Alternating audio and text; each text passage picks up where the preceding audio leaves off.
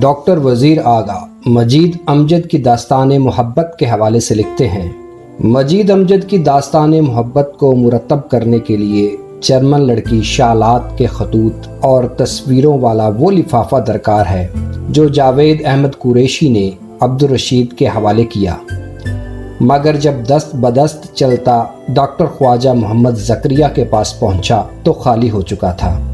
خواجہ صاحب کا خیال ہے کہ اس راز کو قریشی صاحب ہی فاش کر سکتے ہیں، کاش وہ ایسا کریں، کیونکہ مجید امجد کی شاعری میں شالات سے ملاقات ایک موڑ کی حیثیت رکھتی ہے۔ بہرحال مجید امجد کی زندگی میں شالات نے محبت کے جذبات کو مہمیز کیا۔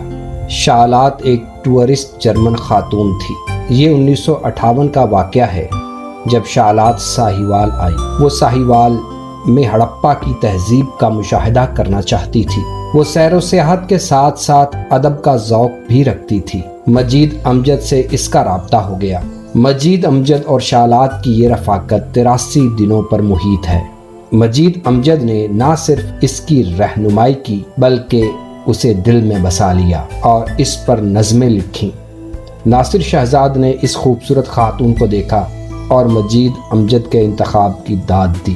لکھتے ہیں، وہ لڑکی خاصی سبیح اور سجی تھی، گہری گہری ٹھہری ٹھہری، صاف اور شفاف، جھیل کی طرح ہلکی ہلکی نیلی اور نشیلی آنکھیں، اٹھتا ہوا قد جو بے حد پرکشش تھا، خوش پوشاک اور بن بناوٹ۔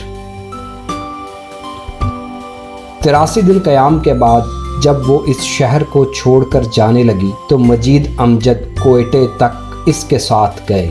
اس کے لیے چوڑیاں خریدیں، مگر اس تحفے کو پیش کرنے کی جرت نہ کر سکے۔ واپسی پر چوڑیاں صابر کنجاہی کے حوالے کر دیں کہ کسی اپنی سہیلی کو دے دینا۔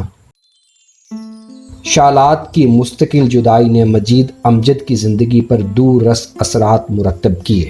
ان کی شاعری پر بھی اس کا واضح اثر نظر آتا ہے۔ مجید امجد کی نظم کوئٹے تک 22 نومبر 1958 کو شالات کی جدائی کے موقع پر کوئٹہ سے واپسی پر لکھی گئی۔